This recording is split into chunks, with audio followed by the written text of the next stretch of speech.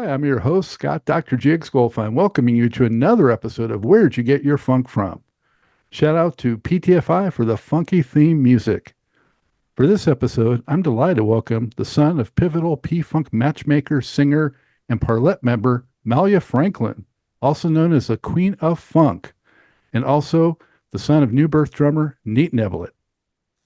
Growing up in and around the Parliament-Funkadelic camp, our guest, Seth Neblett, is a photographer and manager who has worked with artists that include Miki Howard, Maxi B of the Mary Jane Girls, Sheila E, Apollonia, and Chaka Khan. For the past several years, he has been working on the definitive book covering P-Funk's unsung female singers called Mothership Connected, the story of the women of Parliament-Funkadelic. It's scheduled to drop in 2025, and looking forward to that for sure. Seth, thank you for being here. How are you?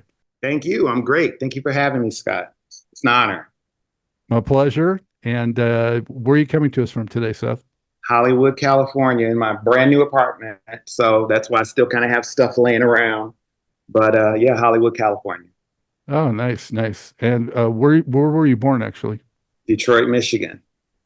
Yep, I was born in Detroit. Actually, I was born in a town that's a city in the middle of Detroit called Highland Park. Many people that are in the Detroit area know what Highland Park is, but it was literally a city within the city of Detroit.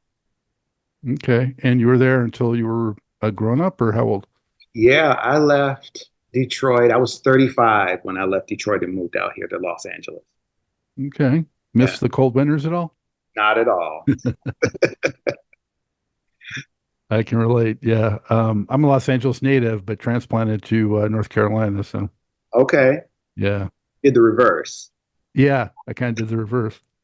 But I definitely miss some things about out there, and the weather is one of them for sure. Yes, definitely. So, the way the show starts off, Seth, is that the title of the show is the first question. So, ordinarily, that's a very interesting question because, a lot of guests, you don't know where they got their funk from. In your Mhm. case, you were kind of born into it. It was like a birthright, so it's a little bit different. Yeah. But could you just talk about that a little bit? We'll get deeper into it, but just, kind of like how it was being, born and indoctrinated into that and how funk kind of, lifted you up and how it affected you. Okay. Well, I was born straight out of Mallia Franklin in 1971. By that time, she already had a relationship with George Clinton and Parliament-Funkadelic for probably about 4 years. So they were already in her life when I came along. My father, Nathaniel Nate Neblett, was a member of the Nightlighters that eventually became the New Birth. They were introduced by Harvey Fuqua at the 20 Grand nightclub in Detroit when my mother was, oh my God, 16 maybe. She had me at 19. Bootsy Collins is my godfather. And interestingly enough, Bootsy Collins was my godfather before he became a member of Parliament-Funkadelic. Because what most people don't know is that my mother, Bootsy, Catfish, Collins, Frank Waddy, and the house guests had lived with me and my mother, me as a not even as a newborn, had lived with us for maybe 4 to 6 months before she ever introduced George to Bootsy. So a lot of times it's kind of brought across like she met Bootsy and she called George and say, "Hey, George, I want you to meet this guy named Bootsy."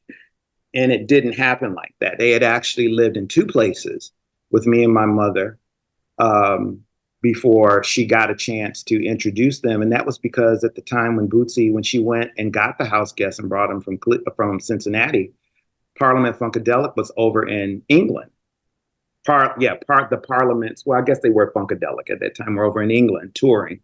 So, and so I grew up in it. And then when my mother she was always recording with them, but when she became basically a Parlet in 77 and moved from LA back to Detroit, then that's kind of where my recollections, for the most part, really come into play of going to the studio with her and sitting in rehearsals and ear hustling as a child, the conversations and listening to the gossip and to the stuff and what's going on and all that sort of stuff. So, the funk is just, Sugarfoot from the Ohio Players was a babysitter. You know what I mean? So that's just was my life. It was So just maybe some of the times he was saying "Odd Child," he was talking about you. maybe. I've been mentioned in a couple of songs. We can talk about that later, but there have been a couple of mentions of me in a couple of songs. So I was kind of like that funk baby because I was the Detroit baby. A lot of the other, I would say, funk kids from my generation, a lot of them didn't live in Detroit. Most of them were like in New Jersey and on the East Coast. Parliament-Funkadelic was in Detroit. I was kind of like the Detroit funk baby. So I was the one that was everywhere with everybody, and my mother just took me everywhere. So it's kind of how my childhood. So that's where I got my funk from, definitely. Yeah. And how do you think that kind of shaped, the foundation of who you grew into, Seth? Um, it made me extremely creative. It made me, I think, for me, being around a group of geniuses like Parliament-Funkadelic, I could spot a star a mile away. Like when I first heard him, I knew. First time I heard and saw Prince, we're talking Soft and Wet, and I'm young. I'm like 8. I knew. I said, tell my mama he's going to be a big star. I knew it. And I think it was just being around people that were so advanced,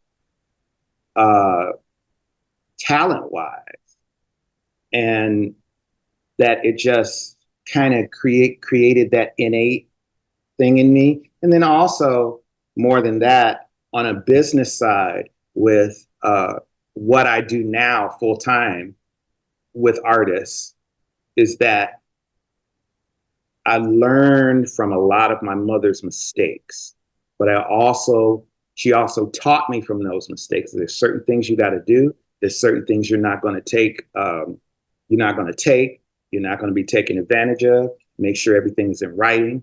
Make sure that you get your money before you go on the stage. So there were a lot of lessons that came to me through my my mother more specifically than my dad, her existence in the music industry. So if I'm calculating right, you were like between like 6 and 9 or so when P-Funk was at its zenith, right? Like in the mid to late 70s. I was, when my mother came back to do Parlet and Parliament versus the Placebo Syndrome, I was 6. All right. Yeah. So, but you were kind of aware of it at the time, at least in terms of the music, like, kicking butt, and were you aware of how big the mothership, so to speak, was? No, I'll tell you when I was aware of how big it was. In middle school, we used to do these little middle school pageants where different classes would do different things. And we're talking about probably 1978. One Nation Under a Groove was out and was the hit. And my mother was in town this particular time. And she arrived at my school pageant with about 10 other people. I think she brought Gary Scheider with her. And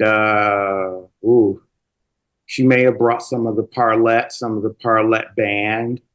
And they showed up at my school pageant. And you have to remember that I'm 7 or 8. So all of the parents are like late 20s, early 30s. So they know what this is walking in the door. And it just was like chaos. It was like my mother and Funkadelic walk in and it's like chaos. And the parents are just like totally baffled. Why is Parliament-Funkadelic here at the middle school pageant? Hmm. But that was my mom, and she showed up, and she showed up deep with Parliament-Funkadelic, and a lot of them came just to eat. They came because they were serving food and they came to eat. But that's when I really understood the magnitude. I had one other time before that I wrote about actually in my book, which was the first concert I had ever been to, which was Cobo Arena, Detroit, and it was the Flashlight Tour. Mm. And after the show was over, me and my mother, very little, 7, I was probably, let's see, we're talking January 78. So I was probably still 6 years old, because my birthday isn't until June. And we were walking backstage and people were running up and wanting to take pictures and wanted her to sign autographs. And it was the first time I had seen the Mothership and, Gary flying over the crowd with the bop gun.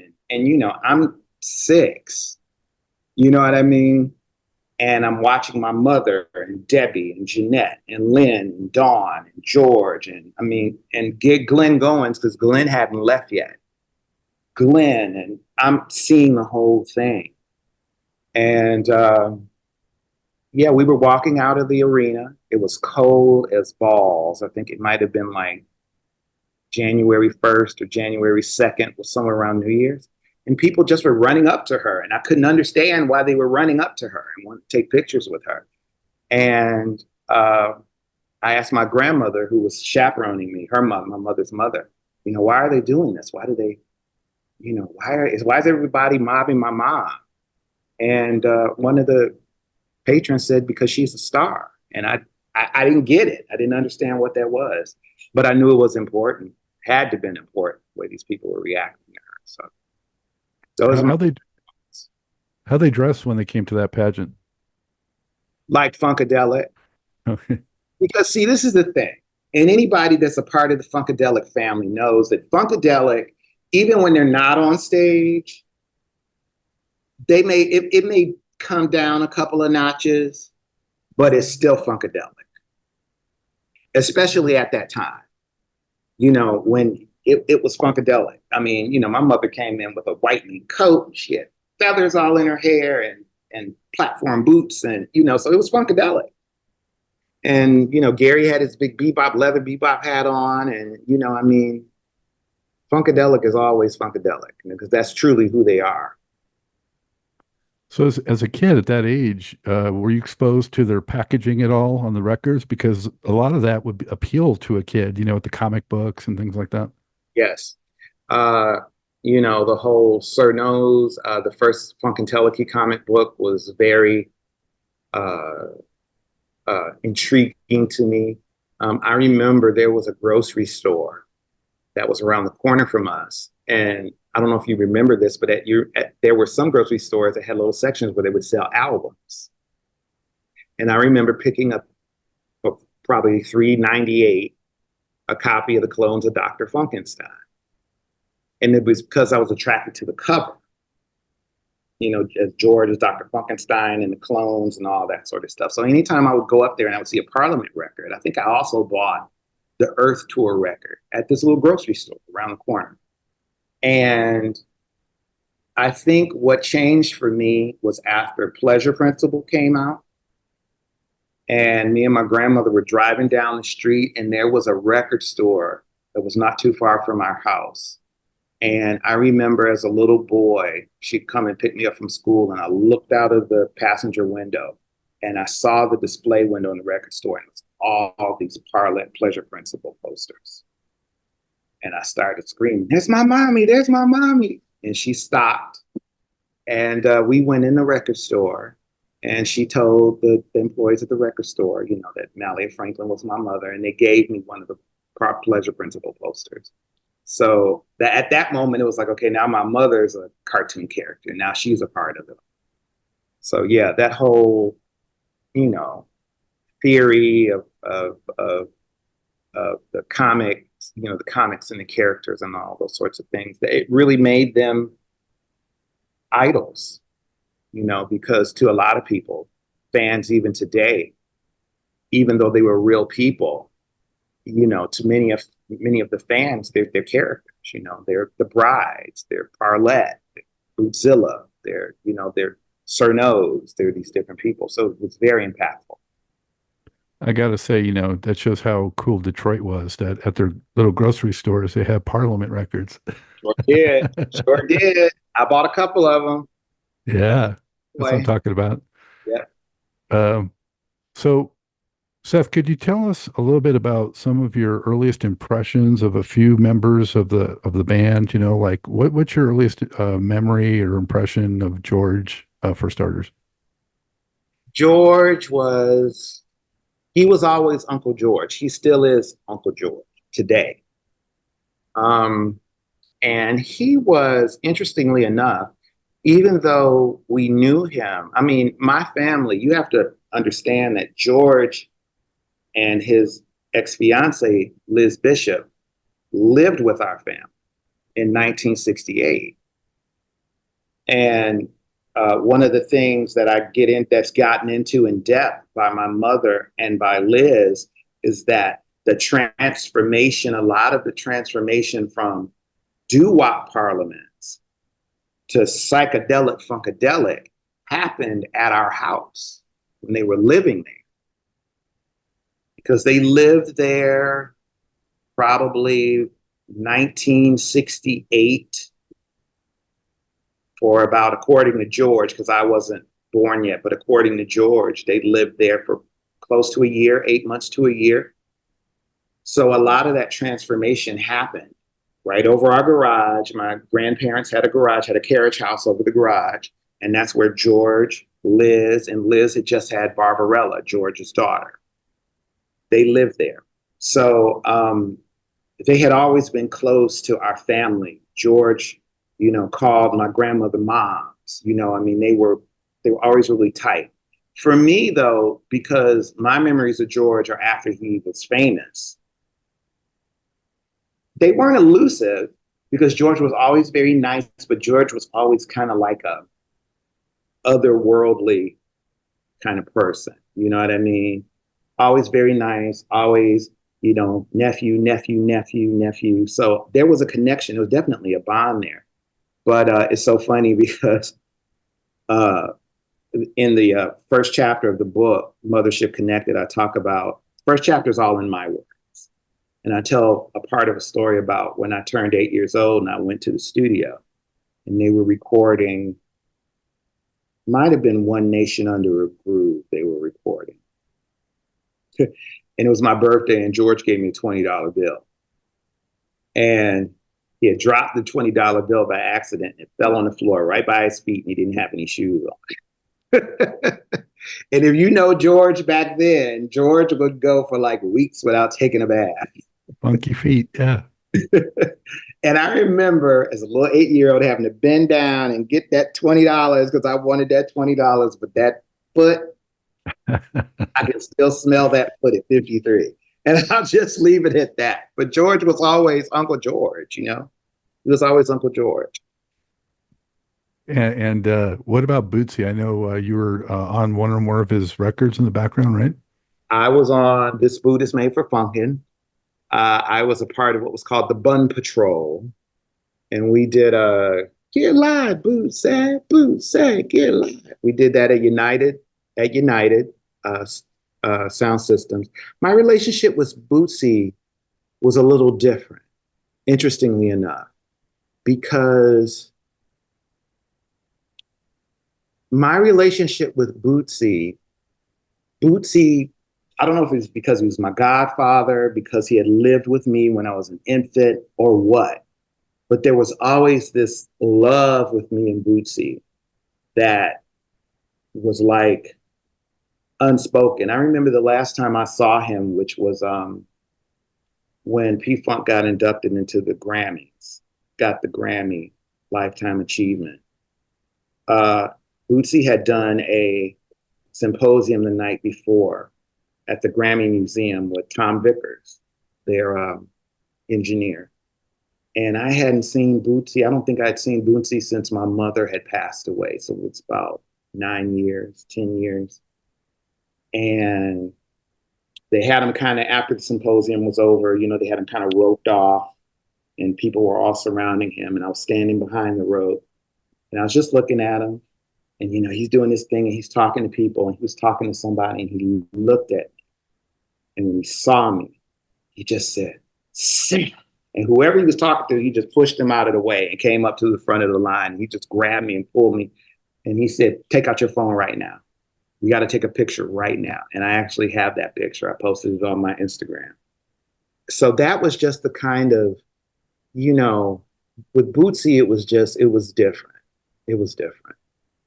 It was beautiful, but it was just different. It was a different kind of closeness with Bootsy for whatever reason. And maybe it was because of the love my mother had for Bootsy and Catfish and Frankie, so. More familial than George. Yeah. So for Bootsy, it was just, like when they had my mother's memorial concert, when Bootsy showed up, I had held up pretty well, but when Bootsy showed up, I just fell to pieces, so it was just that kind of thing. It was almost like I didn't feel like I was safe to cry until I saw him, and then I just fell apart. But it's just that love that we have. I'll try a few more of these, Seth. What about Gary? Oh, my Uncle Gary. That's my buddy. He used to always tell me, funny enough, he used to always say, "You're going to be the next music mogul." That was always his thing with me. "You're going to be the next music mogul. You're going to be the next Clive Davis. You're going to be the next this one. You're going to be the next that one." And Gary was just somebody who was always very encouraging, very loving. And he just, anything I ever asked of my Uncle Gary, he would do it. There's no questions asked. So that was my relationship with Gary Shaka. Linda's going to be on in a couple of weeks, so looking forward to that. Hi, Aunt Linda. I love her. She knows. What about Bernie? Bernie, I didn't spend a whole lot of time with Bernie. I remember moments in the studio with Bernie back in the 70s. But as after like 80, Bernie kind of went away from P-Funk and started working with Talking Heads and other people.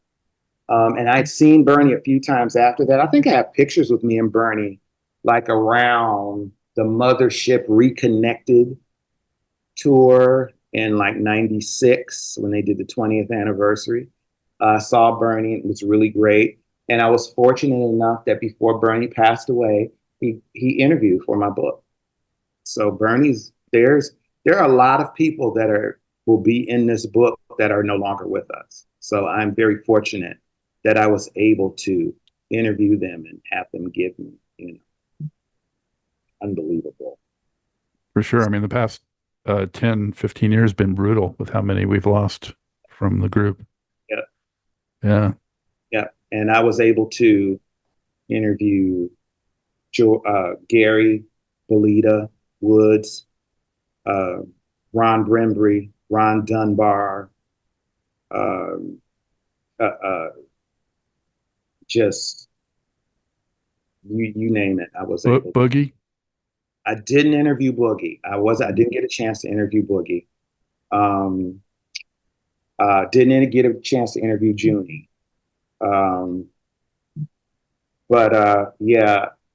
Even Ted Currier, the producer from Capitol, before he passed away, he interviewed for me for the book about the whole Atomic Dog era and all of that kind of stuff. So it's chock full. Ron Ford. I have a lot of voices in this book. Fantastic. Can't wait for that.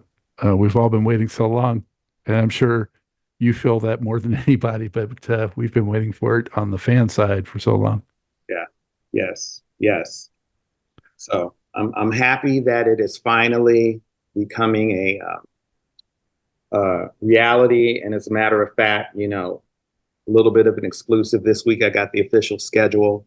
So I now know when we'll be going to print, when books will be shipped out to stores, and when it will be available. And this time next year, it'll be on shelves all over the place, all over every bookstore. Well, my copy's in the mail now, right? Huh? I said my copy's in the mail now, right? Copy will be in the mail as soon as. There you go. Yeah, definitely have to have you back once it hits the streets, Seth. I'd love to. I'd love Yeah. to.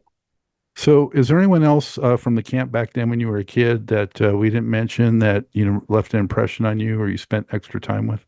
Well, probably the biggest impression were as far as the guys, I will say Mudbone. Bone was and still is very close to me. Frankie Cash is somebody that anytime I would see him, sometimes he would just call me, just call and check on you. Who they've been so Clip Payne lived with us in the 80s for a while. Tracy and Daryl Clinton both lived with us for a while when I was younger. Boogie, Uncle Boogie was I was very close to Boogie. And then of course the women, Lynn and Dawn, Sheila and Jeanette Magruder, Shirley Hayden, and Debbie, Jeanette Washington, Jessica Cleves, and all of those people were people that were in my life for at least the first 15 years, 16 years, and even further than that. I've had the good fortune to have many of them on the Truth and Rhythm show, and also Cheryl James, who I know you're tight with. Extremely. That's like my second. That's like my other mother. Cheryl James is like my other mother. She lived with me and my mother at different phases, and she was always like, I mean, me and Cheryl James. That's that's family. I mean, they're all family, but me and Cheryl James that's the one that, she's been there always. Her and Shirley Hayden especially have been like extremely consistent through like decades and decades. So, but I have, pretty good relationships with all of them, Dawn and Lynn, and, consistent relationships. Yeah. Well, it'll be a few weeks before this airs, but tomorrow, I think they're doing a bride show up in Northern Cal. Mm-hmm. Yes, I know. Yeah. Wish I could see that. Yeah, I actually have a show.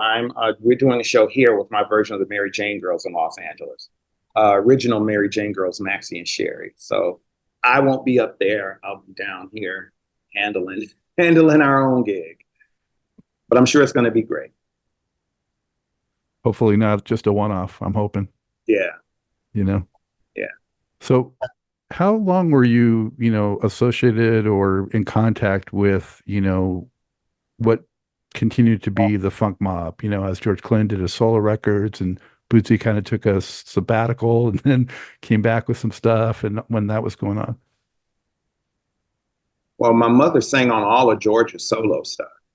So I was at many of those sessions through George's solo, like through Man's Best Friend, Double Uh-Oh, Bulletproof, all that kind of stuff.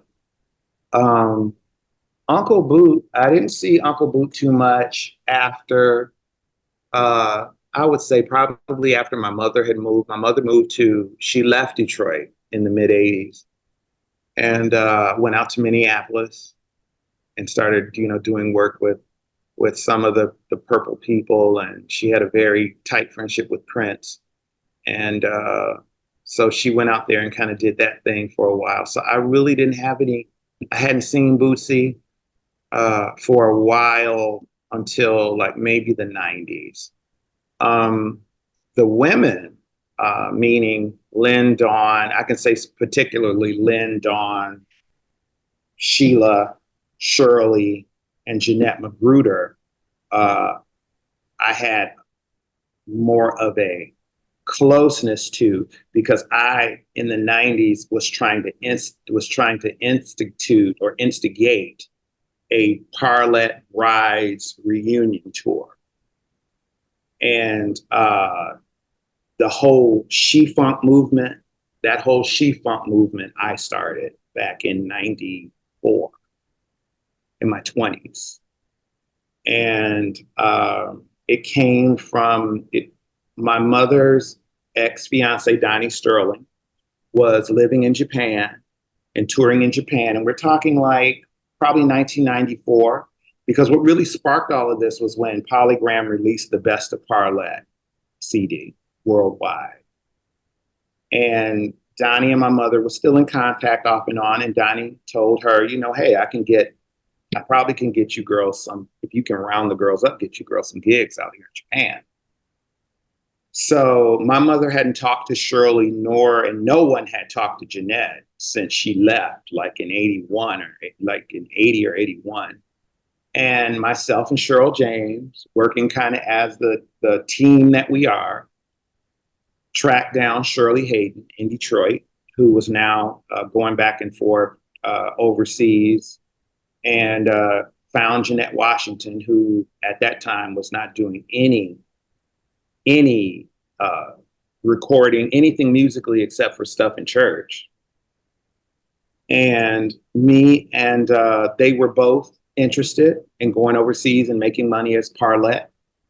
And me and Cheryl tracked down George, found him at Superdisc, and had him sign off on an agreement that allowed them to you know, basically perform as Parlet with no issues.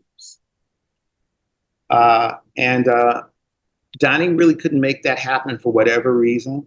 So I came up with the idea, well, maybe if we combine Parlet and the Brides, we can get some movement.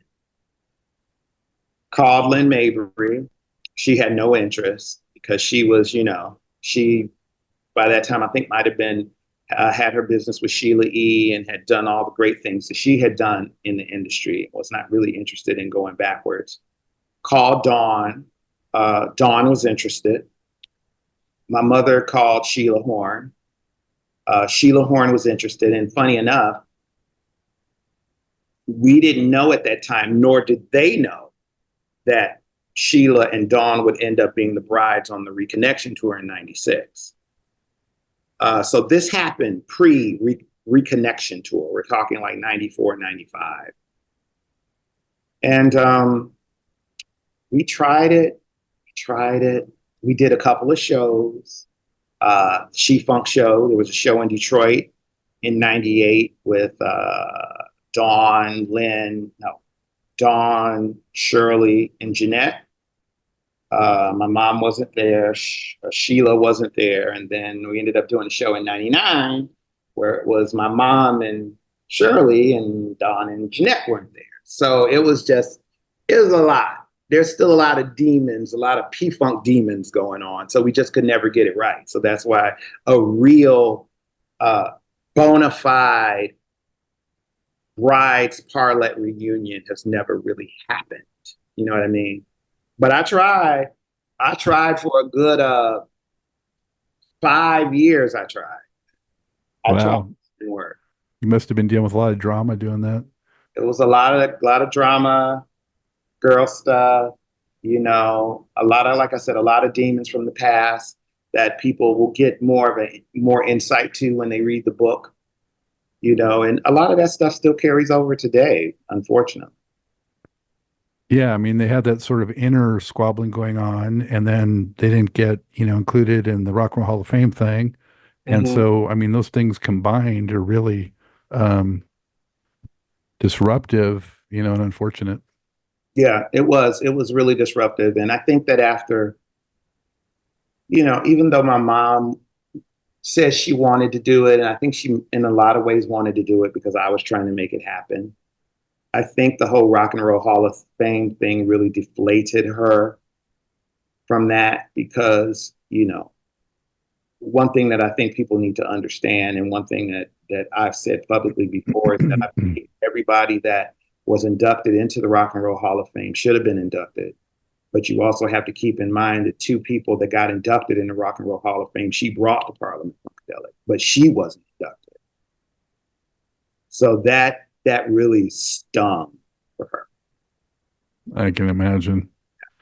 So we've talked quite a bit about your mom, and I want to ask you to describe as best you can to viewers and listeners, what was your mom like, both in terms of her personality, her maybe sense of humor, her quirkiness, and her talent. Because, what we know, I mean, I never had the pleasure of meeting her, but, I've gathered that she was somewhat a force of nature, and she really brought people together, and she was a great performer. So what can you tell us? My mother was, you have to keep in mind that my mother was a child of two parents that were union organizers and leaders and civil rights people. So all of her life, she had been taught that you stand up for yourself. And at a time in music in the 70s, a woman standing up for themselves really was not popular. My mother, it's funny that because Gary Scheider really gave me the perfect analogy of my mother. He said, your mother, when I interviewed him, he said, your mother was the Della Reese character in Harlem Nights. She was the woman that was always in the meetings with all the men. She's going to sit there. She's going to be a part of it. And if you're going to try to throw her out, she's going to try to kick your ass. And that's just who she had always been.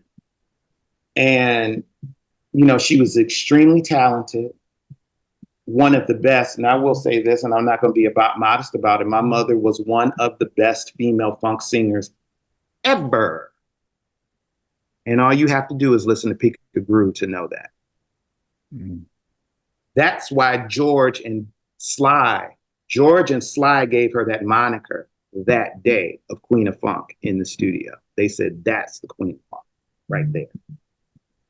So, but outside of that, she was a woman that was comfortable doing business with men and was not afraid to be heard, was not afraid to say what she felt. And in a lot of ways, it was a blessing. And in some ways, it was a curse, because I think in some ways it affected her career. That's one of the reasons why she didn't stay in Parlet as long as she did, because when stuff started getting shaky and funky, she started speaking up. And then on top of it, her mother, my grandmother, who was acting as her manager, which at that time, nobody in Parliament-Funkadelic had a manager except George. My grandmother, who was acting as her manager, who had this personal relationship with George, was not afraid to show up at the studio and go off and where's her money and where's her check and where's her royalties and what's going on. Gary Scheider told me a story in the book. He said, we would see your grandmother coming and George would go and hide in the bathroom, because he knew she was coming to give him the what for, and he didn't want to hear it. And so she was a strong woman that was, she was a funny woman, though. I mean, my mother was the kind of people that she was the kind of person everyone loved. Everyone had extreme respect for. I meet people even today on the road, like if I'm out with Mary Jane Girls or Climax or somebody that knew my mother, and they would just bawl when they found out that I was her son, because she had such an impact on them. I just saw Shirley Murdoch a few months ago on a gig, and her husband, and it was like, Malia Franklin, can we tell you stories about Malia Franklin? I saw Yarborough and Peoples not too long ago, and I hadn't seen them in since the 80s. And I said, I'm Malia Franklin's son. And people just, she had that kind of impact. She was a force in the industry because she did so much, not just for P-Funk, but she did so much for other people. One thing that a lot of people don't know that was acknowledged before by Joel Razor Sharp Johnson from Bootsy's Rubber Band before he passed away is he put on his Instagram, he put a picture of Mother and talked about how the Queen has power and that she took him to Total Experience Records in the late 70s to do sessions for the Gap Band and all the Total Experience people and how that elevated the sound of Total Experience, bringing Parliament-Funkadelic people to them. So there are just so many traces of what my mother's contribution was, not just to P-Funk, but to music, to the funk music genre, definitely, as a whole.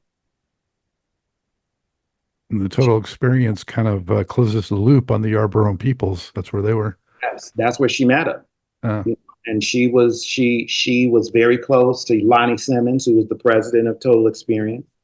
One of my very good friends, Miki Howard, one of the reasons me and Miki got so close is when Miki was in Side Effect at 16 and 17, recording this Total Experience. When I met Miki Howard, she told me your mother was one of my mentors when I was a teenager. So, she's influenced so many people. I mean, every time I see people, they tell me something. I just saw Lodge Curry not too long ago, and he told me, he said, it was your mother that taught me that when I play bass in the studio, I need to stand up. He said, I always used to sit down. Your mother said, stand up. You got to stand up. And he said it changed the way he played bass. Wow. So, I mean, when people bring those kind of things to you, you can't deny it. You just got to be thankful and relish in it, and let the world know that she did these things. Absolutely. And why do you think that she never got over as a solo act, in a big way? You know why? I'll be really honest with you. After the first reign of the Mothership, like let's say ending in the early 80s, my mother could never escape being a Funkadelic. At a time when being a Funkadelic, we're talking the 80s, at a time when being a Funkadelic wasn't necessarily hip or hot. The industry had kind of gone past that. And, she really wanted to push the Queen of Funk narrative. And at that time, nobody wanted a Queen of Funk. And I still have letters, rejection letters from Elektra and MCA, different labels that said, we believe Mallia is an awesome talent. She's a great vocalist, but this funk genre is not going to sell. When she's ready to do a more popular mainstream sound, come back to us. And that just was something she was not going to compromise. Well, of course, as a Funketeer, I admire her for that, but it's unfortunate as well, that she didn't get to enjoy, the kind of big success that she no doubt deserved. Yeah. Yeah. I mean, and, and the irony of it, you think about these demo tapes that she was shopping around, which ultimately became the Funk Interceptor CD on P-Vine in the 90s. But her demos were star-studded.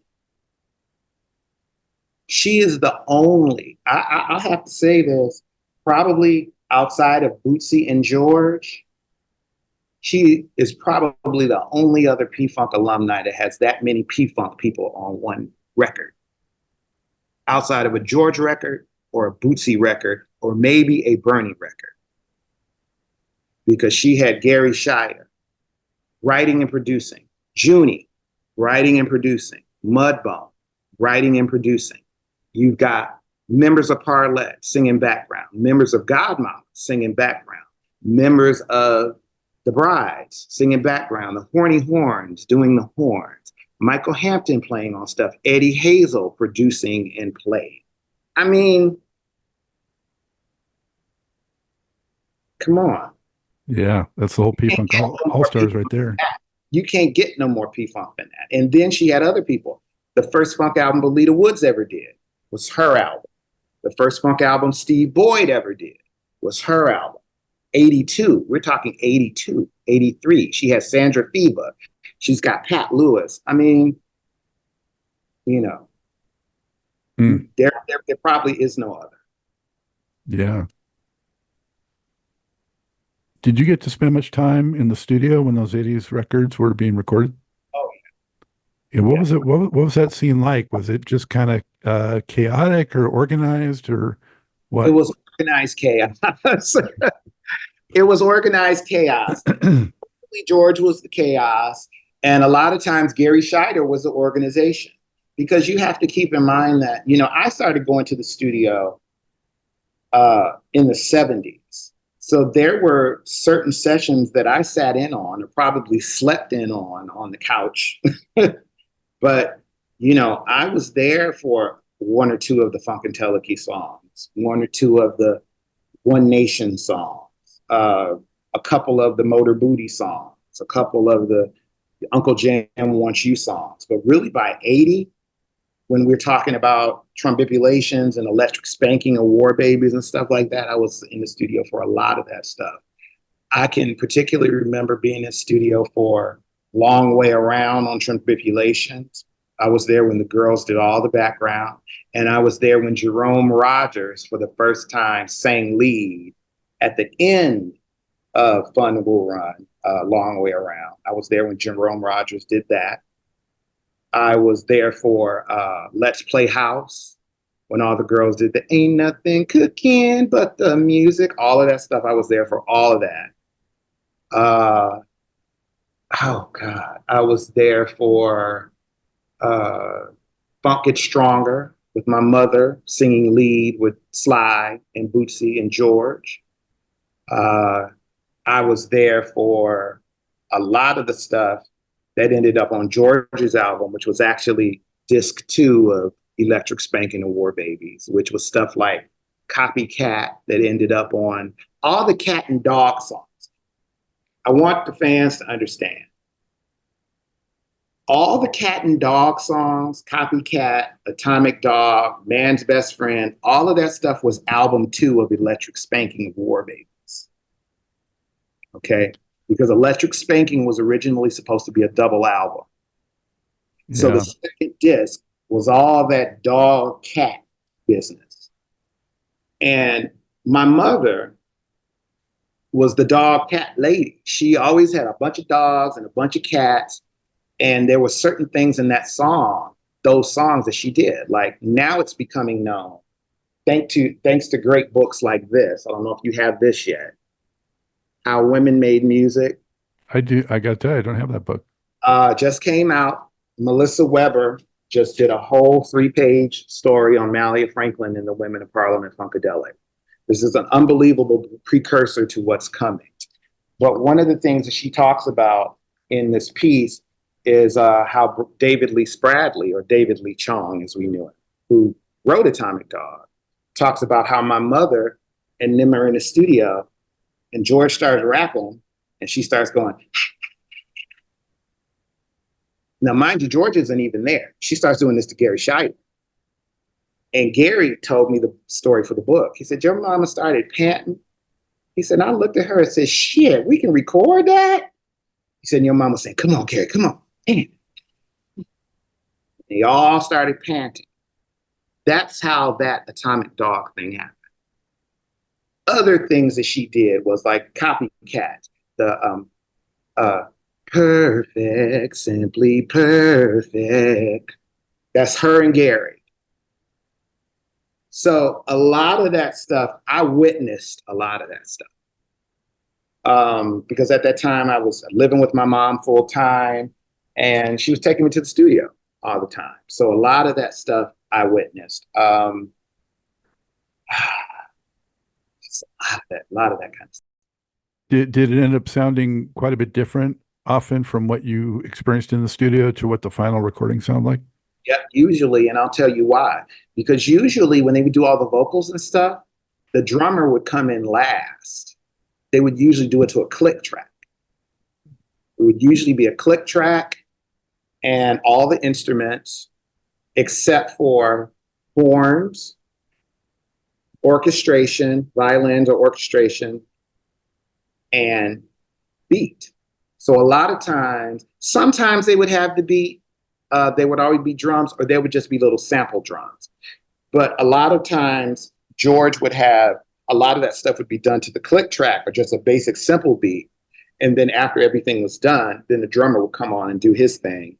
And then they would, the horny horns or the P-Funk horns would come in and add their section. And then they would send it to New York to David Devin Petit, I think that's his name. And he would put all the orchestration on it. The orchestration was always done in New York, except the first Parlet and the first Brides album, because George had hired the Detroit Symphony Orchestra on those.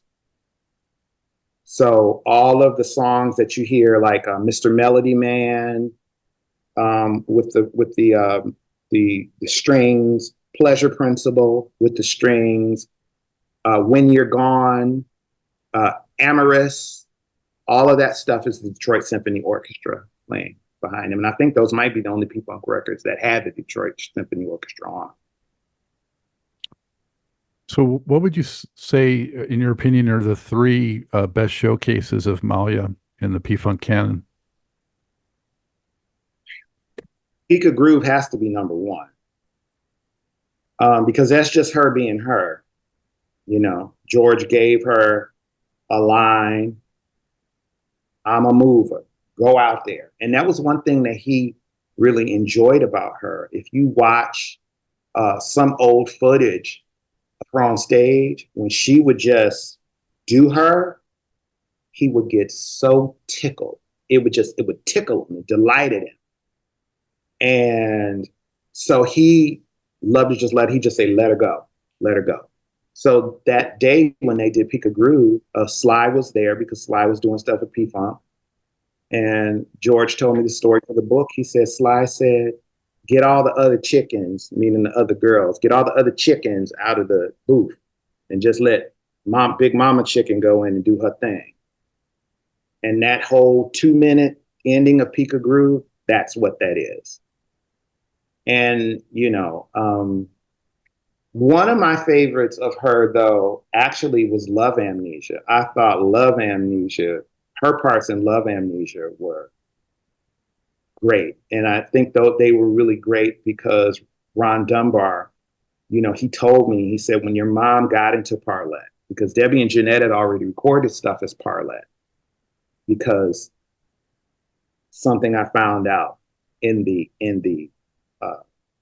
interviewing of this book is that the original plan was that Debbie and Jeanette would be Parlet and Mom, Lynn, and Dawn would be the Brides of Funkenstein. And what changed that was this. Neil Bogart, who owned Cassablanca, was really interested in my mother as a solo artist.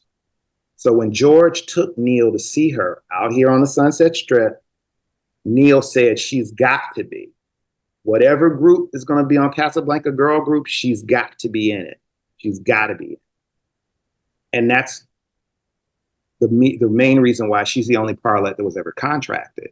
No other girls in Parlet had record contracts except for her. As well as the brides, Lynn and Dawn are the only contracted brides.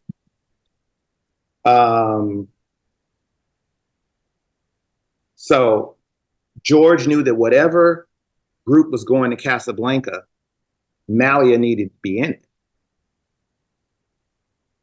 So if, you know, as many people know, George took the idea of the Brides of Funkenstein to Cassablanca first, and Neil Bogart didn't like the name. He said, I don't like the name. I want something that's closer to Parliament.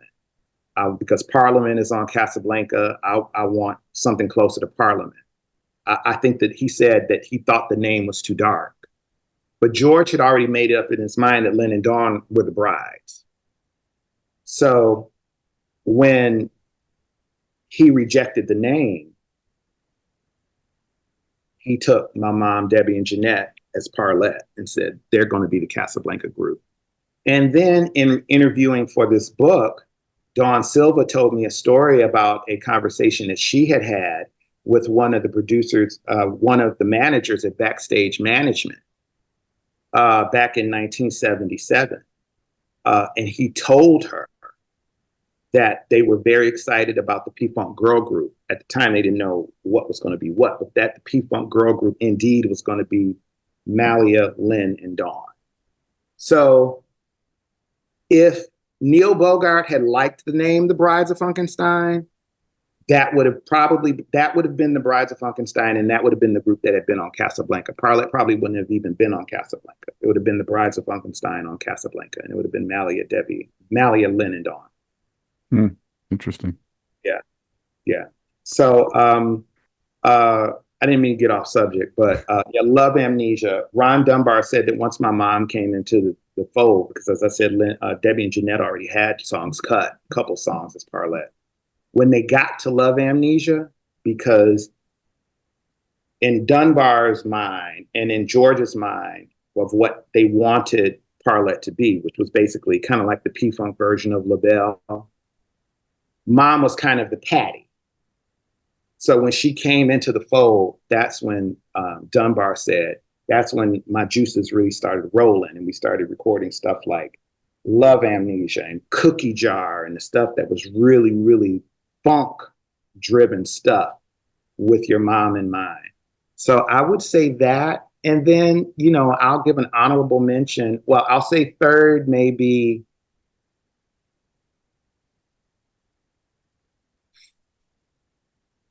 Freak of the Week by Funkadelic. A lot of people don't know that Mom is the one that sings the female lead. I'm a big freak. I'm the freak of the week. And so I would say that. And then I'm going to give an honorable mention to Funk is Stronger, because she's holding it with Sly and Bootsy and George. She's holding it down. So hard to argue those.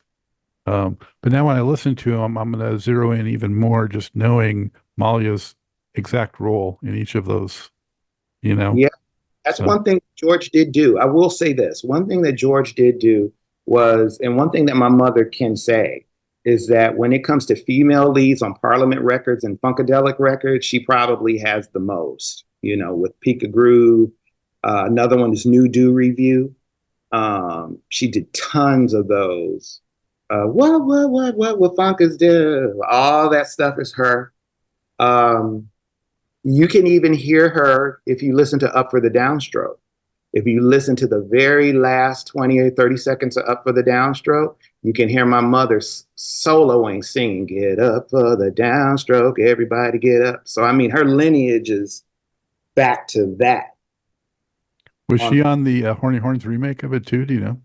I think she did do the Horny Horns albums. I know they did Bernie Worrell's albums.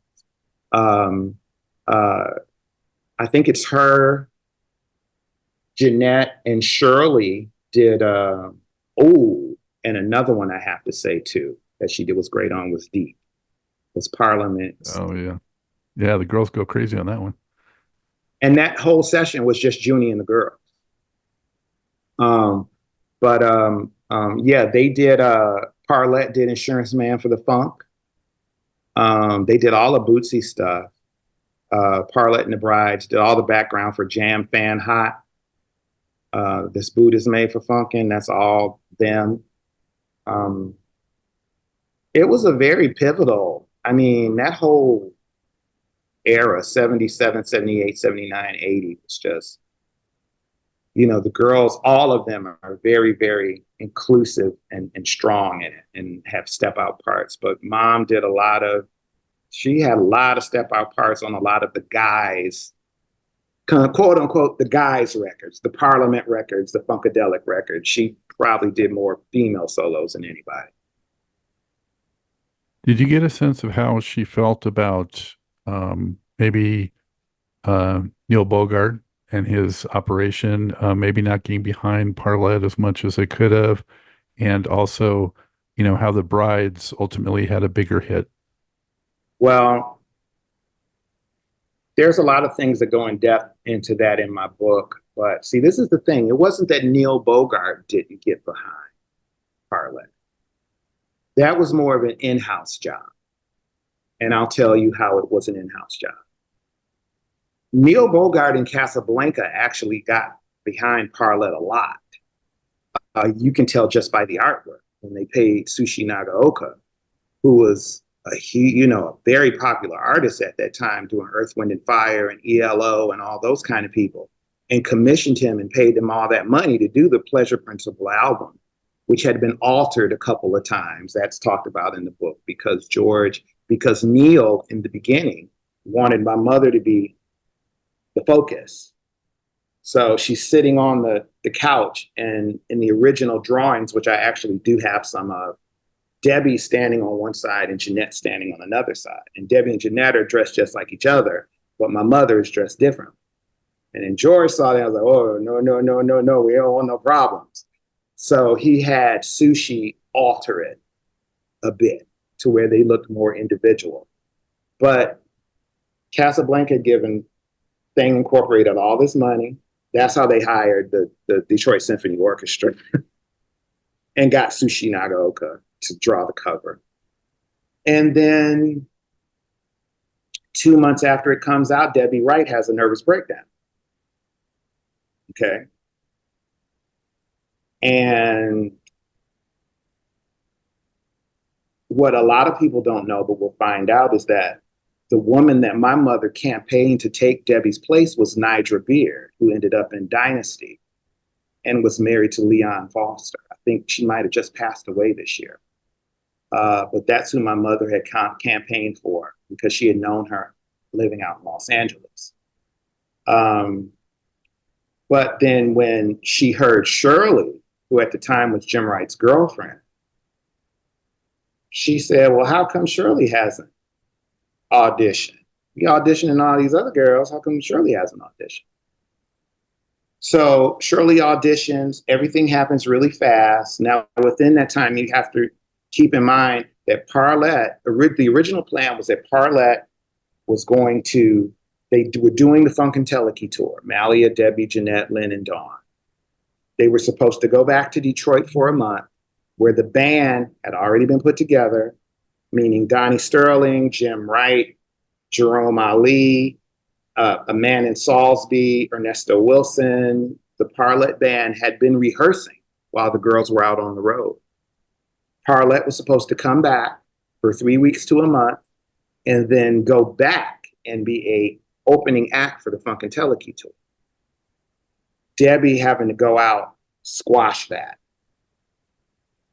Then they had a tour that was set up in the summer with Bootsy's Rubber Band to open up Player of the Year. Got Shirley together, but within this time of trying to get Shirley together, they're saying, okay, there's no promotion being done. There's no interviews being done. They're not doing magazines. They're not taking promotional pictures. Nothing is happening. So they get Shirley, start doing these gigs with Bootsy, and then Bootsy takes a break, has a nervous breakdown. So the fall of 1978, when they're supposed to be touring with Bootsy's Rubber Band, opening up the Player of the Year tour, now that's done.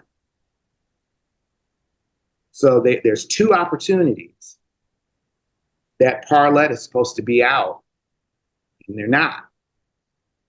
I think the main thing or the main issue was that the organization did not do enough damage control when Debbie kind of did her thing. I also think a mistake was that the first single, being Pleasure Principle, was really more Cassablanca pandering to the disco text and really not zeroing in on P-Funk's core audience. I think if Love Amnesia had been the first, that was in the vein of Bop Gun and the Funkadelic stuff, they would have had a hit. They would have had a hit right off the gate because it was already riding off of the Funkadelic sound. I remember being really surprised that that was a single at the time. Mhm. Yeah, it did not speak to P-Funk's fans, even though it was funky, but it was disco funk. Yeah, Sophistafunk. Yeah, and that was something that really, Neil Bogart, because Neil Bogart, he was the king of disco, and he wanted, and really his whole dream, according to George in the book, is that he wanted Parlet to eventually be his crossover group, and that was a big reason why Mother was the leader, because she looked white and sang black, and at that time there wasn't even a Tina Marie yet, so she was the novelty. You got this white girl, quote unquote, with this black voice coming from Parliament-Funkadelic, and we're going to cross them over. A lot of that had to do with why Neil Bogart pushed for her to sign the contract, because Neil had plans for her. It was a 3-album deal. She was signed to Parlet for 3 albums. George Parlet was signed to Cassablanca for 3 albums. It was a 3-album deal. And then Neil had other plans. But ultimately, because Neil, kind of got pushed out of Cassablanca and then got Hodgkin's lymphoma and passed away, those plans probably would have never happened, unfortunately. Either way. When it came to the brides, Lynn and Dawn, their sellability was I probably would say unmatched. Lynn and Dawn that just was a package to sell. And even Lynn says in the book, she thought Parlet's album was way stronger than the Bride's album. Lynn and Dawn just were I just think they were picture perfect and ready to go. I think Parlet were too at that time if they had the opportunity to be seen. The problem is they hadn't been seen. And by the time they had to start taking matters into their own hands, which is trying to get their own promotional pictures done. There's a beautiful photo session that's never saw the light of day. I wish I had a picture of it. I have one little cutout of it, of a photographer in Detroit. Probably we're talking fall of '78. Did a beautiful photo session of Parlet at the Detroit River on the docks. Gorgeous pictures. Never came out. P-Funk never did anything with them. Organization never did anything with them. So, and also you have to keep in mind that by that time, my mother was becoming vocal about the fact that she wasn't getting paid. So, Parlet was kind of becoming a little bit of a nuisance because squeaky wheel, yeah, squeaky wheel, and Mallia was the loudest squeak. So it was kind of a thing where people started to back off, and then by the time he made Invasion of the Booty Snatchers came out, which of course half of that is my mother. Riding High, No Rump to Bump, and Huff and Puff are Mallia, Shirley, and Jeanette. Janice only did 2 songs on that album. And then there was a whole, according to Shirley, kind of like a whole concealment from Cassablanca that Mallia wasn't in the group anymore. That's why the album cover is kind of generic. And Mallia's voice is still on the first voice you hear on Riding High. So there was a little bit of a concealment there with Thing Incorporated and Cassablanca because Neil had no idea she was gone.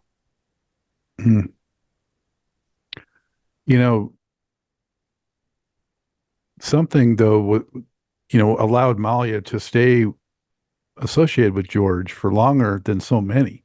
Even though it was rocky at times and there were some business challenges, she was still working with him when many others kind of went their own way. Why do you think, or how do you think she kind of stayed that road? Because they were family. Her relationship was very different than the other girls with George and Bootsy and Bernie and Ron Dunbar and a lot of the higher ups. She had a different kind of relationship with them. Gary, all those kind of guys. And she was She was Big Mama, as Gary called it. He said that was Big Mama. She was, you know, and she was he was family to her and family to us. And my mother, despite whatever happened or misgivings or misappropriation of funds or anything that happened with George, she always felt that George is going to come back. George is going to make it right. George is going to do it how it should be. She had constant faith. And, you know, when your family calls, you go. And that's what it was. It wasn't just a business transactional relationship with them. My mother met George Clinton when she was 15 years old. Mm. Yeah, I think that's why Gary stayed, and you know, some of those cats that were there for the long haul, they were. Yeah, I mean, yeah. Gary told me in the book, he said, your mother was the first girl I ever met with Parliament-Funkadelic. He said, I was a United Soul. I didn't even have a driver's license when I met Mallia. So the roots there are so deep that it wasn't as easy for her to just, I'm not a Funkadelic. You know, she was a Funkadelic today she died. And she was going to always ride for George, even if they fought, even if they argued, even if they whatever. She was going to always ride for George, and always did. Mm. So, what do you think of? Do you have an opinion on Don's book? You know, as you know, Dawn is a interview partner in Mothership Connected. The main women in Mothership Connected are my mother, Malia Franklin, Lynn Mabry, Dawn Silva, Shirley Hayden, and to a degree, Debbie Wright. That really gave a lot of background information and things like that. Also keep in mind that we started working on this book in 2005. Okay. Dawn had always expressed to me, you know, that she was going to write her memoirs. That was something that I knew, you know, that was something that I knew. I will say that I believe that every person involved has the right to tell their story the way they want to tell it. And not everybody's memories are always the same. Not discounting anything on any side, but you know, there are going to be some things in my book may conflict a little bit with some things in her book. But that's her recollection. Well, it's a difference of you're bringing together many voices, and hers is just, you know, hers. So it's going to be obviously different. Yeah, I mean, one thing that I wanted to do particularly, and I interviewed probably about 30 people. Not only just musicians and singers, but also the business people, you know, the girls that ran the offices, the producers. I interviewed Tom Vickers, who was somebody that came up to me at the Grammy Lifetime Achievement and told me, he said, Seth, I campaigned for your mother to be inducted because she should have been inducted. And many people, I mean, who has an interview with Liz Bishop talking about when she was with George in the 60s and 70s, you know, talking about being in the car when George and Bootsy had their mothership alien visit, you know, talking about the fact that she was the cousin to Rick James and she tried to get Rick into P-Funk and George would never let him in. And then she tried to go through my mom and get Rick into Parlet as the bass player. And my mother saying, well, he can't be our bass player because my man Johnny's going to be the bass player. But what most people don't know is that my mother's relationship with Liz and Liz's relationship with our family, when my mother and Liz had that conversation about Parlet, my mother told Liz, well, why don't you call my sister Jennifer Franklin, who was engaged to Jeffrey Bowen at Motown. And Liz called my Aunt Jennifer. And my Aunt Jennifer got Jeffrey the demo. Jeffrey took it to Suzanne DePaz. That's how Rick got his record deal. And one reason he did it was because he was still mad at Bootsy because Jeffrey tried to steal Bootsy from George. That's all in the book. You all have to read them. Yeah, that's good stuff. But, I mean, Seth, was Liz Bishop any relation to Bob Bishop? yes, that's his sister. Oh, okay. Yeah. That's his sister. Bob and Pete Bishop and Liz Bishop are all brothers and sisters. All right. It's all coming into focus.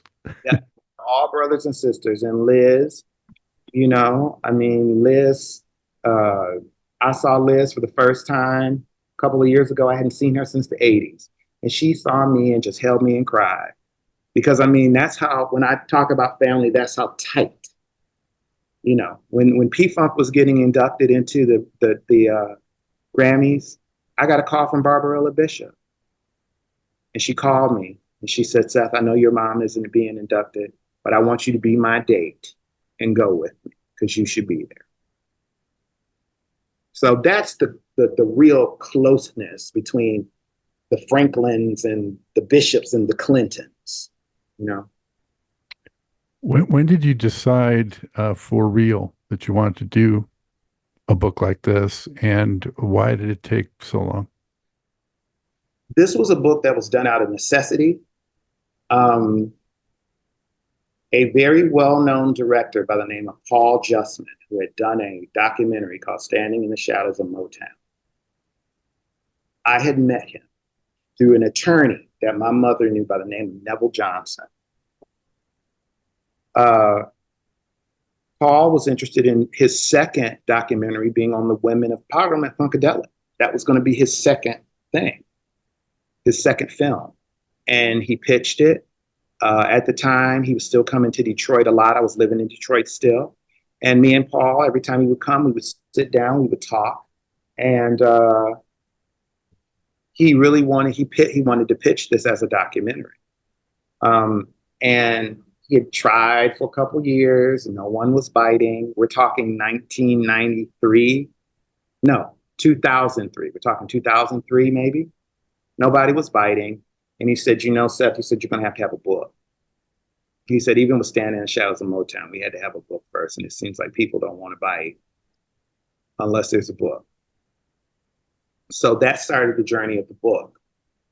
I never planned to be the writer. We had actually met with different writers that had been brought our way or that we knew. It just seemed like nobody was right.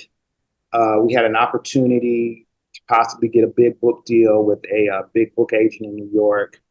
And we needed a treatment. As a matter of fact, Dawn Silla and myself wrote the treatment to get to the woman just because we didn't have a writer.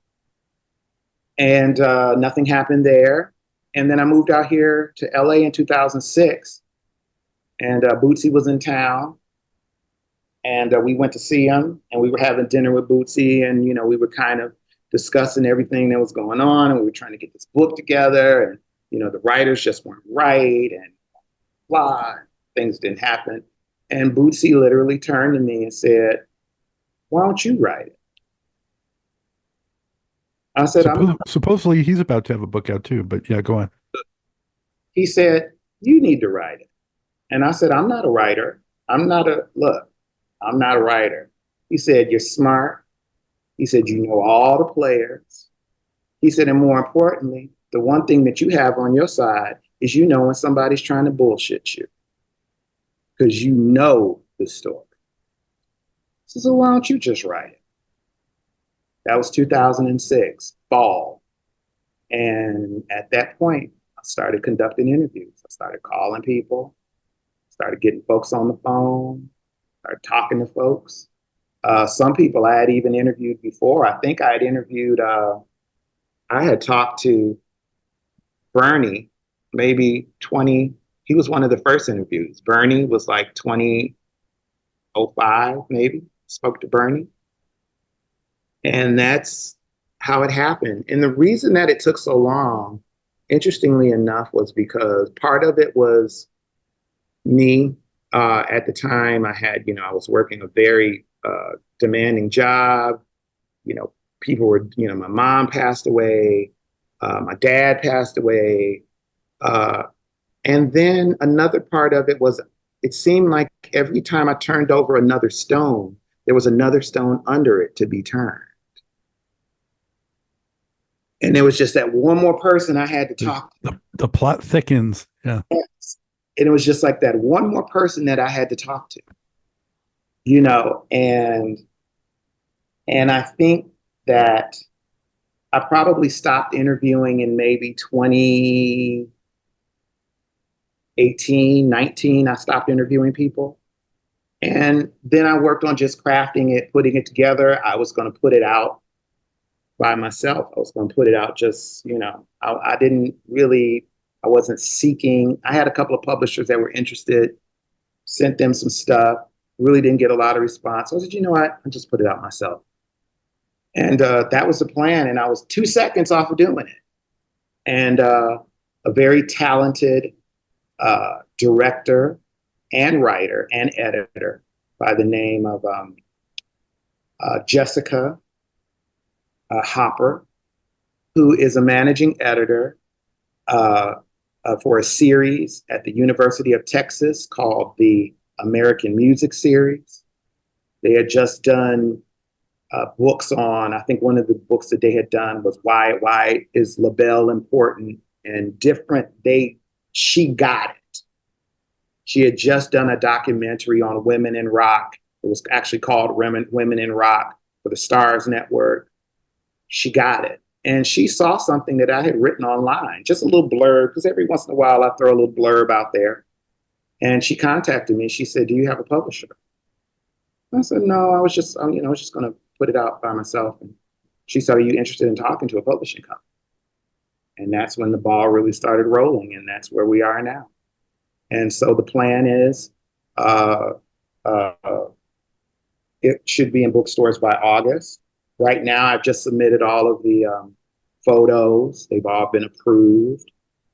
They tried to kind of skim me down because I had a lot of them, but I think there'll probably be about 70 images in the book. Many unseen ever. Some of them have been seen online, but most of them have never been seen. I was able to get photos of Parlet and the Brides from Paris, 1978, that have never been seen. I have photos from the London Black Echoes cover story when they have on the Santa robes that have never been seen.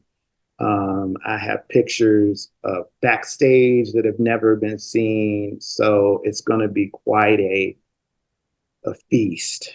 And I did at least put in my agreement that there is a chance that, if the book does well, there may be an expanded edition, because I actually had to cut the book by 100 pages. So there are so how many pages is it set to be? probably about 350. But if it does well, maybe they'll say, "Hey, I did maintain the authority that, if there's a rewrite or an standard edition, that I kind of have control of that." So maybe that pages will get thrown in at some time. Yeah, unabridged. Is it going to come in soft or hardcover or both? Or? Both. Right now, it will probably come hardcover first, paperback second. We're already in talks about audiobook and possible translations as well. Wow. Now, what about the other part of that started the whole journey with it being a movie? There have been discussions already, not only about a documentary piece, but more importantly, a possible film or limited series piece. Because one thing about these women's stories is that even though they were not considered famous, their stories are chock full of famous people. Like, many people don't know that in 1982, my mother was engaged to James Brown and had been engaged to him for a year or so. That's a whole story that's in the book that Yeah. many people. So you got to meet JB, Mr. Brown. Yeah. What was that? Did you have to call him Mr. Brown? I didn't. I only met him. I only met him once, but he used to call my grandmother all the time and talk to her on the phone because my grandmother, Sarah Franklin, she was a white woman who had married a black man. She was also one of the youngest female union organizers ever in history. In the 20s, she was organizing the Insurance Workers Union, Restaurant Workers Union, went into UAW, worked for the UAW, went in to organize the Ford workers. And her and my grandfather, her best friend in the 60s was Rosa Parks, the 60s until they both passed away, was Rosa Parks. There's pictures of my grandmother and Rosa Parks in the book. And they were very connected. My mother walked in the Freedom March with Martin Luther King in Detroit, downtown Detroit. So James, because he was so politically astute, he just thought my grandmother was fascinating. And not only him, Rick James used to call my grandmother all the time. These guys really, George, Bootsy, they had a lot of respect for her because she, you know, she was quite a unbelievable woman. And for somebody like James Brown, who was very involved in politics within his career, they would have unbelievable. He called my grandmother and talked to her longer than he would talk to my mother. They'd be on the phone for hours, and so yeah, but she was engaged to him for a little while. Mm, wow. Going back and forth to Augusta, to his ranch in Augusta. Uh-huh. Mm-hmm. Well, Seth, I have to have you back when the book's out, like I said. But for our remaining time, I want to just tap into your mind a little bit about some of those fantastic other women that you've had the pleasure of working with. Yeah. You mentioned Miki Howard, but also, Sheila and Shaka and so forth. Who was one of the big names that you kind of started doing something with first? Well, the first thing I did was make Miki. Miki Howard had, who I had befriended because of my mother's friendship with her. We become very good friends. We're still very good friends. And she had released an album independently called Private Collection. We're talking 2010. And she needed a music video.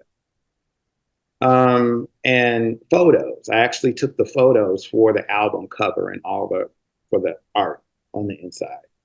And I was never a person who was quote unquote a photographer by trade. I had never made a living as a photographer. I hadn't done any of that. I just have, I guess, what's called the eye. I have the eye. And I did that first and did a video for her, my very first video, music video called Favorite Time of the Year. I did that for her. And then one of her friends, Vesta Williams, saw Favorite Time of the Year and she wanted me to do a video for her. So I did a video called Dedicated for Vesta. And then I started working. Well, actually, I had already been working with Maxi of the Mary Jane Girls. I've been doing photography for her because her other occupation outside of just being a Mary Jane girl was she was a cook. She was a chef, and she had done some cookbooks. And she needed cover art, things like that. So we had done things like that. Then around 2010, I came to her with the idea of trying to get the Mary Jane Girls back together. What do you think about getting Mary Jane Girls back? And that was very much like my P-Funk girl experience. A lot of the same stuff, a lot of the same demons. I called JoJo McDuffie first. She had no interest in performing with any of the other girls. Then I called Sherry Wells, and Sherry was open. I called Candace, and Candace decided that she wanted to work with Val Young. And so Sherry came on board, and I also talked to Corvette, and Corvette really wasn't interested unless JoJo did it. So me trying to make a real reunion happen didn't happen. But me, Maxi, and Sherry have been, doing well as original Mary Jane girls, Maxi and Sherry. We've got a great lead vocalist now by the name of Makeda. Makeda actually sang background for Tina Marie for a decade. So she was a part of the family. And then we have a fourth girl, Kanika, who is great on stage, great to look at. She's actually a fitness trainer who was the apprentice to Billy Blanks, Tybo Billy Blanks. So we've been doing that and doing it strong, not always doing it unopposed. That may be another segment. But so many of these acts that have come back, from R&B and funk and stuff have like different versions now. Yeah. And we've been opposed a few times wrongly. But the only thing that I'm going to say on that whole is that I just think that it's not really nice or good for a person or persons to try to prevent people that did the work, the blood, sweat, and tears from trying to earn a living from what they did. I just think it's unfair. Beth, that's common sense. What are you doing? Unfair. And it's really unfair when sometimes the charge is being led by people that really had nothing to do with the group at all, for real. And I'll just lay that there. Mm-hmm. What about your relationship with Shaka and Apollonia? I know you're tight with. And yep. Shaka's, I call her mama number 2. She's like my second mother. Her and my mother were actually friends in the 70s. My mother and Taka maintained a friendship. Shaka's sister maintained a friendship well after the 70s. But I met Shaka through Miki Howard, probably around 2011. And it was so funny because when first time I met Shaka, I, was talking to her and I was telling her about my mom. And, Shaka's had millions of people in her life. So she really didn't remember right off. And I said, the last time my mother saw you was in 1976. And she told me that you and her were at a concert in LA. And both of you were about to beat up a female member of a very popular funk band from the 70s. I'm not going to name any names. And as soon as I said that, Shaka said, I know exactly who your mother is because we were going to kill that bitch. And that opened this blossoming friendship with Shaka. And I call her mama number 2 was because number 1, she just always acted very motherly to me. And then number 2, Shaka would always say that my mother looked like her light-skinned sister. And they act very much alike. My mother and Shaka act very much alike. And so I did a photo shoot on Shaka in her house in the living room that ended up in Billboard magazine and all in magazines all over the place and magazine covers and all that. And then Shaka released I think the only independent release she's ever done in her career. She released a single called I'm in Love with Myself in 2016 or 16. And she said, Seth, I want you to film the video. And I'm like, you want me to? You're Shaka Khan. You. She said, no. She said, I want you to do it. She said, I trust you. She said, and I know you'll make me look beautiful. She said, because those pictures that you took of me are some of the most beautiful pictures ever. And that was one of the biggest compliments. And she said, whatever you do. I said, well, what do you want to do? She said, you can come up with it. You come up with all of it. And that's what I did. And then she did the Essence Fest one year and did an interview on the Ford stage. And she called me out and we introduced the video to the world. And it ended up, one magazine did a story on Shaka Khan's top 5 videos of all time, and I think mine was number 3. So, and then as far as Apollonia, that's I my just want to say, I just want to say about Shaka. It was so good that she finally got her flowers getting into the Rock and Roll Hall of Fame. She's my top, so I was so glad to see that finally happen. yeah, and it was interesting because I had been around a few years when she had been nominated and hadn't gotten it, and so Ridiculous. it is utterly ridiculous. And the fact that she's in now, she deserves it. And I saw her maybe about a month or so ago, and yeah, that's always going to be my mama number 2. And with Apollonia, interestingly enough, me and Apollonia met because of the passing of Vanity. And we both had a very good friend in common, which is Jill Jones, uh, uh, Purple Rain vocalist and Prince. I call her one of Prince's most important muses. And she was, and it's so funny because my mother said to me, I remember her saying to me one time that Jill reminded her of her. Jill's a Jill, firecracker. Yeah. and Jill was always that girl that was on everybody's stuff, singing everybody's background, sometimes singing people's leads, but she just was, people didn't know it, that it was her. She was that ride or die for Prince. She was that ride or die, like Mom was that ride or die for George. She was that ride or die for Prince. And me and Jill, very close friendship. And when Vanity passed, we had decided that we were going to go drive up to San Jose. And of course, her and Apollonia had talked.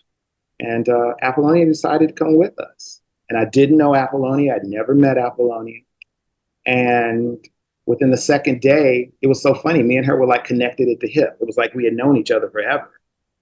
And that same weekend, we went and saw Prince. And that was right 45 days before he died. So we got a chance to see him, spend time with him. It was the first time I had met him.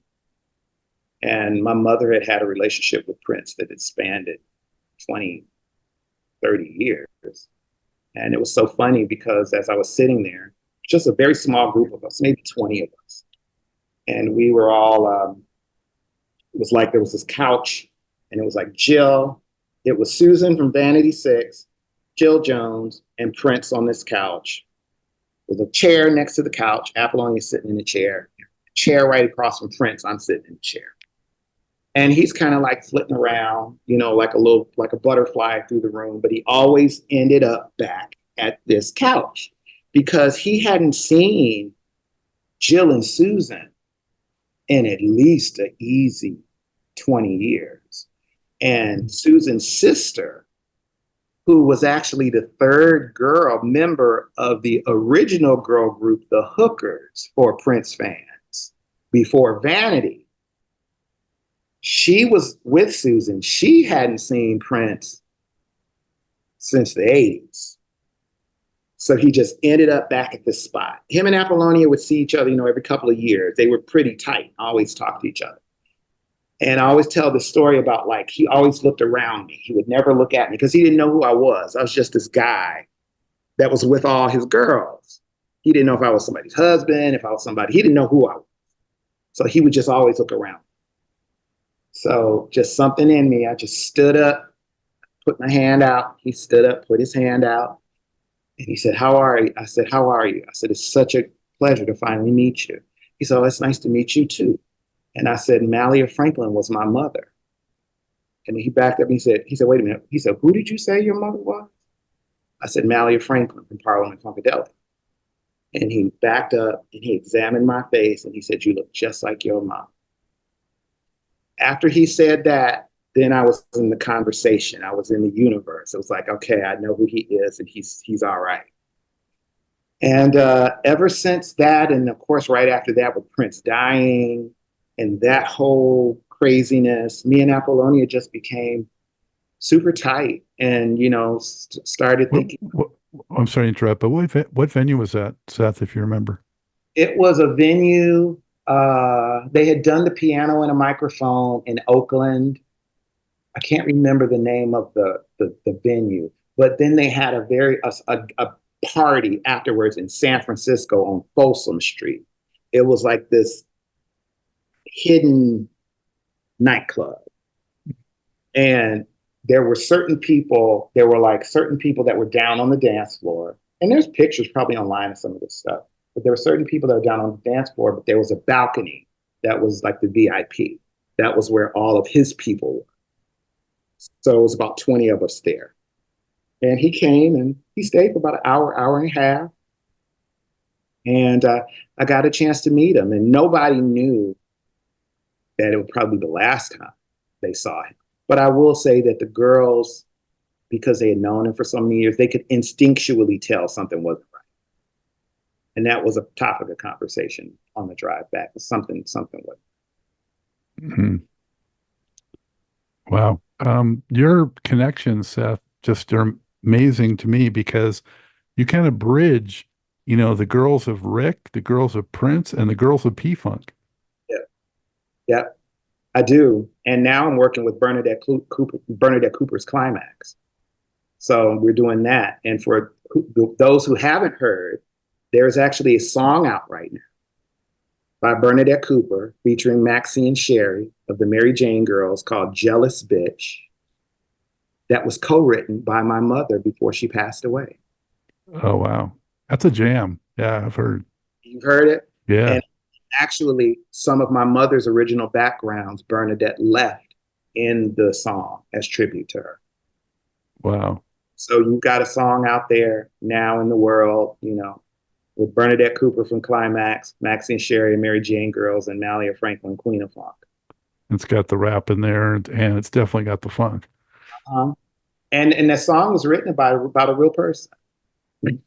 That's all I'm on. Is it the one that Shaka and your mom wanted to kick their butt? Oh, no, about a real person. Okay. Well, the mothers and Maxi's, the Mary Jane Girls, and Maxi wrote her verse. My mother wrote the verse that Sherry sings. Their part is on a mutual person, and I think Bernadette's just Bernadette. Bernadette's gonna do her thing, and she's just a rock star. She's Bernadette, and I love her. That's my girl. So, and we lost Kat, of course, very recently. Kat Glover, and you knew her as well.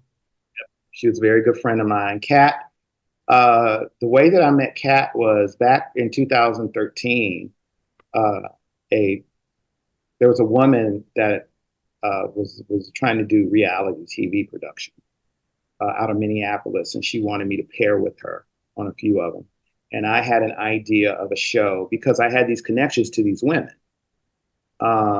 of doing a show with these women that had been kind of proteges to powerful men, and me, who was like the offspring, who was this business guy, who was the offspring of a woman, of a powerful producer. And originally, I'll tell you, the cast was, we've actually filmed this stuff. The cast was, we got Kat, we had Jill, and Maxi and Sherry, we had Sue Ann Carwell, and we had Miss Sheila E from Dr. Dre. Mm-hmm. And for some people that know, my mother had a very strong connection, very strong ties to Death Row and Dr. Dre and Snoop Dogg. And a lot of that'll be found out in the book, but my mother, Suge Knight actually had a job for my mother where he would pay her to come to the studio and train the Death Row singers to sound like Parlet and the Brides. She did that for at least a year. Well, I know Carl Butch Small from P-Funk did a lot of that too on the percussion side. And one of Death Row's main female vocalists, Nancy Fletcher, gave me a quote in the book where she talks about the first time she met my mother at Death Row. And it was the day that Nancy and my mother did Everybody's Gotta Hear the Shit on W Balls on Snoop Dogg's debut album. Nancy and my mother did that piece. Mm. And then my mother also wrote Suited and Booted with Snoop. And what most people don't know is that Snoop was going to produce a Death Row album on my mother that I have some of the demos to. She had a song called Funk With Your Brain that ended up on a compilation somewhere. And then she had done a remake of Down by the River. I think is that Neil Young? Down by the River. And she had done some stuff. And what many people don't know is my mother is the one that introduced Roger Troutman to Dr. Dre. That story is in the book. And she tells that story. And that's how California Love happened. Mm. Wow. So, when it comes to a woman that was the Mothership connector, she was it, no doubt. For sure. You mentioned your top performances by your mom on record. What would be your top 5 P-Funk tracks overall, and why? Shotgun is ridiculous. And it may be because I was there as a little boy as the girls did thank God, defend yourself. So I have an affinity to it, but it's just a great song too. I think my favorite P-Funk album of all time is Funkadelic. And second would be Trumpet-Relation. Are we talking Parliament and Funkadelic together? Yeah, you can, any P-Funk. Things that I really love to listen to. I love a lot of the girl stuff, of course. Never by Texas from a Cowboy is ridiculous. It's just funky. Bootzilla. Two more. I love One Nation Under a Groove, but I also love Funk It Ready to Roll. Charlie, Funk It Ready to Roll is bang. That's one that should have been a hit. Yeah. Funk It Ready to Roll, written about Charlie Baseline, for those that don't know, of Backstage Management. And then I love Man's Best Friend. That ended up on Computer Games. But the one I love is, the only thing that I hate is that when Man's Best Friend came out, they chopped probably half of Man's Best Friend. I was there when they did the vocals for Man's Best Friend, so I knew it the long way. But I was able to find that there was a 12-inch that had the whole thing on it. So those are probably my top 5. I have so many, but I mean, the Parlet Pleasure Principle album, to me, that was one of the albums that should have been a huge hit because of the quality of it, and just it never got its due. But I think that some of those wrongs will be written, because what this book and hopefully other projects will do will put spotlight back on not just the P-Funk stuff, but also Parlet and Bride's music. And that there was some really great music, and that the girls were really great singers. And sometimes that is overlooked a lot because there's so much focus on the great musicianship, these great musicians and these great producers. But these women were some of the greatest Black female singers of the decade. And the harmonies and the tonality. Yeah. Very often get over. Almost always get over.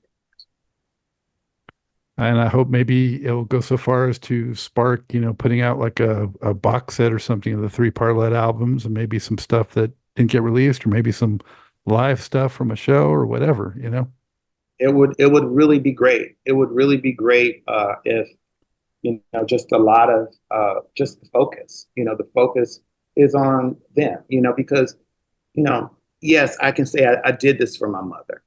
I can say that. But I really did this to spotlight all of them and to spotlight all of their greatness. And one reason why I knew I had to do it is because if I didn't do it, who was going to do it? Or if they did it, are they going to do it right? Or are they going to do it wrong? Are they going to make up shit? So I knew that the only way that my mother's story would be told and these women's story would be told in some sort of honesty and truth is I just decided I was picking up the torch and I was going to do it. And I'm at the finish line finally. Yeah, 20 years, man. Labor of love, for sure. Seth, is there anything else that you'd like to promote or talk about that we didn't address? I just say uh, pretty much, what my life is now is getting ready to do the promotional piece and the cover for the book. From what I'm told, there's probably going to be a lot of promotion set up for the book, so I'm readying myself for that. And out on the road with original Mary Jane Girls, Maxi and Sherry. Out on the road with Bernadette Cooper's Climax. Another season of Apollonia Studio 6, which would be our third. We won the Telly Award for our first, which is great. And other things, as I said, there's already talk on the theatrical side about my book. So, some of that stuff might happen sooner or later because, you do have to strike while the iron's hot. So that's what's happening with me right now. Do you want to give any contact websites or social or anything? Sure. Instagram. My Instagram is Seth a Million. I'm also, I believe, Seth a Million on TikTok as well. There's an Instagram for the book at Mothership Connected on Instagram. You can check out my website, ImageWorks, IMAGEWORX, LLC.com. And it has a lot of the work I've done. It's also ways that you can book the artists I'm working with. You can contact me directly. And, as far as the artists I work with, Climax Bernadette Cooper on IG, MJG Maxi Sherry on IG and TikTok. And if you're in LA, well, this will air before tomorrow. I was about to say, if you're in LA, come see us tomorrow. But yeah, no, it's won't be time for that. You'll see us, but you'll see us. You'll see us a lot in 2025. And actually, right now we are shopping a tour called the Duo Diva Tour, which is one show with Bernadette Cooper's Climax and original Mary Jane Girls, Maxi and Sherry, all doing all the hits in one combustible hour. So, wow. Do you know is all female band? Nice. Do you know is Bernadette going to do an album or just a single? She's doing the EPs. There'll be a second one coming up soon. There also probably at the beginning of the year there'll be a slew of remixes of Jealous Bitch. And I actually probably will be filming a video for Jealous Bitch as well, as I did do the cover for the single. I did the photographs for the cover for the single. So, yeah, there's going to be an EP coming, and she's got a lot of great special guests on her stuff. And, she's just killing it. We did my first gig with her. We did an old school cruise, Super Legends cruise. Old school cruise this past May, and a IG group, Oldies Vibes, posted a bit of her performance of Meeting in the Ladies Room, and I think it's got something like 2 million views already. So she's